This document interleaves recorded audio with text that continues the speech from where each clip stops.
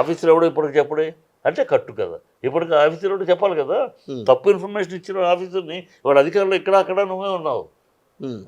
తప్పు ఇన్ఫర్మేషన్ ఇచ్చే ఆఫీసర్ని పట్టుకోవాలి కదా. వాడు ఎందుకు చెప్పాడు, వాడి మీద యాక్షన్ తీసుకోవాలి కదా, రాంగ్ ఇన్ఫర్మేషన్ ఇచ్చాని. లేదే అంటే అది పచ్చి అబద్ధం, ఒక తయారు చేసిన కథ, సినిమా కథ. సినిమాలో మేము రాస్తాం డైలాగు, ఆ డైలాగ్ ఆర్టిస్ట్ చెప్తాడు, అలాగనమాట. ఎక్కడ ఒక నిబద్ధత కానీ, ఒక నిజాయితీ కానీ, ఒక నిలకడ కానీ ఎక్కడ ఉంది ఈ 12 ఏళ్ళలో? ఎవరిని తిట్లా ఆయన? ఎవరిని తిట్లా? బీజేపీని తిట్టలేదా? తెలుగుదేశాన్ని తిట్టలేదా? కమ్యూనిస్టులు తిట్టలేదా? మళ్ళీ ఎవరి సంఖలో చేరలేదా? బీజేపీ సంఖలో చేరలేదా? టీడీపీ సంఖలో చేరలేదా? కమ్యూనిస్టుల సంఖలో చేరలేదు. సంఖలో చేరతాడు, తిడతాడు.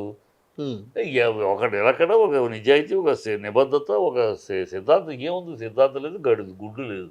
ఊరినే సినిమా ఇమేజ్ ఉంది కనుక జనాలు వస్తున్నారు కదా, ఆ జుట్టు ఎగరేసుకుని జనాలు తెలిసిపోయింది. ఈరోజు 6 అడుగుల బుల్లెట్ అని నమ్మారు, ఇది 6 అడుగుల బుల్లెట్. జనసేన ఆవిర్భావ సభ అంట కదా, జోకర్ ఆఫ్ ది పాలిటిక్స్ అయిపోయాడు.